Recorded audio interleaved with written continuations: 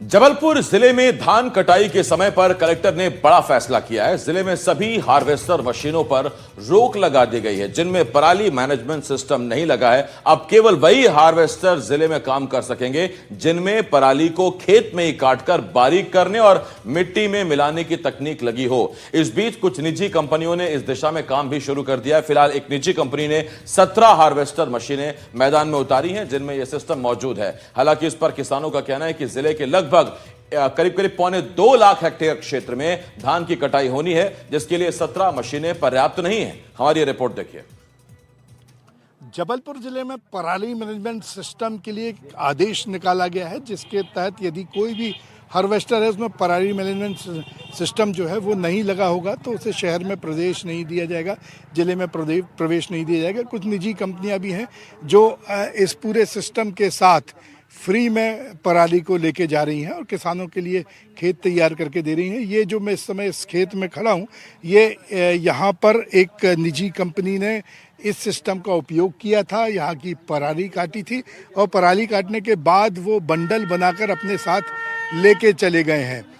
और उसके बाद ही ये जो सरकार का आदेश आया है कि किसी भी तरह से अगर पराली मैनेजमेंट सिस्टम नहीं होगा हार्वेस्टर में या किसान के पास और किसान ने किसी भी तरह से इसका उपयोग नहीं किया तो उसके खिलाफ मामले दर्ज किए जाएंगे, उसे प्रवेश करने नहीं दिया जाएगा।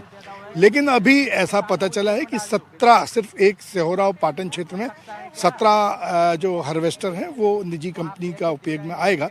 इस क्षेत्र में पंजाब और हरियाणा से सैकड़ों हार्वेस्टर आते हैं जो काम करते हैं। हमारे साथ कुछ किसान हैं, कुछ अधिकारी हैं, इनसे भी हम बात करते हैं कि आखिर जो आदेश के बाद सरकार की क्या तैयारियां हैं। मैडम ये बताइए, ये इंदिरा त्रिपाठी मैडम हैं इस क्षेत्र के अधिकारी के रूप में, कृषि विकास अधिकारी के रूप में। मैडम ये बताइए कि क्या तैयारी है आपकी?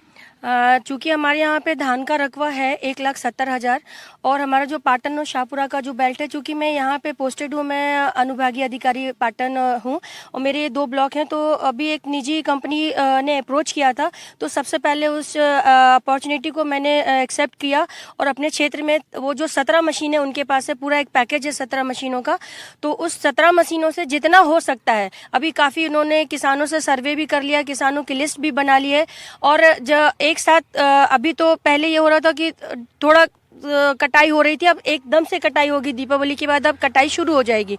तो उन्होंने पूरी लिस्ट बना के रखी हुई है कि किस तरह से कहाँ पे किस बेल्ट में पहले कटाई हो रहा है, तो वहाँ पे वो पूरी मशीनों को भेजेंगे, ऐसा उन्होंने आश्वासन दिया है। तो अभी हमारा ये है कि एज अ प्रैक्टिकल है, अभी हम ये कर रहे हैं, साथ ही साथ किसानों में अवेयरनेस आ रही है और वो भी मशीनों को लेने के लिए काफ़ी प्रयासरत हो। मैडम मेरा प्रश्न ये है कि यदि 17 मशीनें पूरी नहीं हुई, अगर इस पूरे 1,70,000 हेक्टेयर के रकबे को 17 मशीनें पूरी यदि नहीं कर पाती हैं तो उसके लिए सरकार क्या करेगी? देखिए सरकार का तो ठीक है, बट जो अभी एक ये है कि हार्वेस्टर है उसमें एसएमएस सिस्टम लगाने के लिए भी कहा गया है। एसएमएस सिस्टम अगर हमारा किसान, चूंकि किसान इसलिए भी प्रेफर नहीं करता है क्योंकि उसमें फ्यूल का कंजम्पशन बढ़ जाता है और उसको एक्स्ट्रा पैसे देना पड़ता है, इसलिए वो सिस्टम नहीं लगाता। अदरवाइज ये हार्वेस्टर में कंपलसरी होता है एसएमएस सिस्टम। अगर हमारा किसान 17 मशीनों से, आप जो बोल रहे हैं, निश्चित रूप से है कि 17 मशीनों से पूरा हो पाना संभव नहीं है, परंतु अगर हमारा किसान हार्वेस्टर से कटिंग कराता है और अगर वो एसएमएस सिस्टम लगवाता है, एक्स्ट्रा पैसे उसको लगेगा, मगर चूंकि उसके खेत में हो रहा है, उसकी खेत की पराली उसके खेत में ही टूट करके मिल जाएगी, तो निश्चित रूप से उसके खेत का जो ऑर्गेनिक मैटर उसके खेत में रहेगा, तो वो करना चाहिए, उसको एसएमएस सिस्टम लगवाना चाहिए। ये किसानों के हित के लिए है कि यदि थोड़ा पैसा ज़्यादा लग रहा है पर उसे सिस्टम मिल रहा है तो उसकी पराली खेत में ही गिर जाएगी, जैसा आप देख रहे हैं इस खेत में, और उसके बाद वो ऑर्गेनिक खेती की तरफ आगे बढ़ेगा। राघवेंद्र सिंह जी हैं भारतीय किसान संघ से। आपको क्या लगता है कि पहले तैयारियां करनी थी कि पहले प्रतिबंध लगाना था? मुझे लगता है कि सरकार को पहले कोई भी नियम कायदा कानून बनाने के पहले जिनके लिए नियम कायदा कानून बना रहे हैं, कृषि से संबंधित हैं तो किसानों के लिए बना रहे हैं, तो किसानों के साथ बैठें, किसानों से चर्चा करें कि वो किसान क्या चाह रहा है और वो कैसे कर सकता है, उसके पास संसाधन है कि नहीं है, और संसाधन आप उपलब्ध कराएंगे तो कब तक किसान के खेत तक वो संसाधन पहुंच जाएंगे। जैसे कि अभी आप बता रहे हैं कि पराली मैनेजमेंट सिस्टम जो लेकर आ रहे हैं, तो जब किसान के पास संसाधन या मशीनरी नहीं होगी, वो चाहकर भी उस सिस्टम में भागीदार नहीं बन सकता है। आज जैसे आप देख रहे हैं, कोई किसान नहीं चाहता है खेत में आग लगाना, लेकिन हमारे देश के वैज्ञानिकों ने ही बताया कि फसल के अवशेषों को जलाने से जो उसके खरपतवार कीटाणु हैं उसी फसल के साथ समाप्त हो जाते हैं, अगली फसल में जाते नहीं हैं।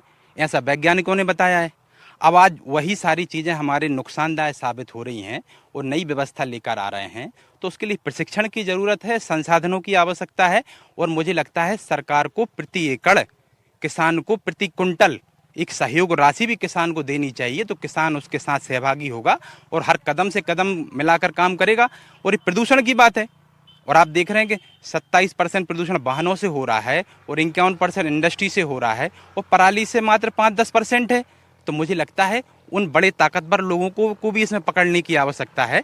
छोटे गरीब किसान को साफ टारगेट बनाने की जरूरत नहीं है। किसान नेता का कहना है कि सरकार को जो एक्स्ट्रा डीजल लगेगा इस सिस्टम को डेवलप करने के लिए उसका कुछ ना कुछ मुआवजा देना चाहिए, कुछ होना चाहिए। भाई साहब ये बताइए कि आप किसान हैं, तो ये सिस्टम जो नया सिस्टम लाया जा रहा है ये कैसा है? आप लोगों को क्या पूरा ऐसा लगता है कि इससे अच्छा काम होगा? ये बहुत अच्छा काम हो रहा है। इससे हमारे मतलब क्षेत्र में, इतना बड़ा क्षेत्र है जहाँ पे इतनी सारी धान का उपज होता है, जिससे किसान के पास कोई उपचार भी नहीं रहता था आग लगाने के अलावा। और ये बहुत अच्छी पहल है, इसको और आगे बढ़ाना चाहिए सरकार को। इस पहल से लगभग सभी लोग सहमत हैं, सरकारी अधिकारी भी, किसान भी और किसान नेता भी। लेकिन समस्या ये है कि पहले उपाय किए जाएं फिर प्रतिबंध लगाए जाएं, नहीं तो जिन लोगों के खेतों पर ये हार्वेस्टर नहीं पहुंचेंगे वो पराली जलाना फिर शुरू कर देंगे। वीरेंद्र शर्मा के साथ संजीव चौधरी, एनडीटीवी के लिए। छत्तीसगढ़ का रायगढ़ जिला उद्योग नगरी के रूप में विकसित हो रहा है। यहां छोटे और बड़े करीब 173 उद्योग हैं, लेकिन पर्यावरण प्रदूषण को रोकने के लिए इन उद्योगों में कोई खास व्यवस्था नहीं की गई है जिससे प्रदूषण पर नियंत्रण किया जा सके, जिसकी वजह से रायगढ़ जिले में प्रदूषण तेजी से बढ़ रहा है। हालात यह है कि औद्योगिक क्षेत्रों में रहने वाले लोगों को कई गंभीर बीमारियों का सामना करना पड़ रहा है।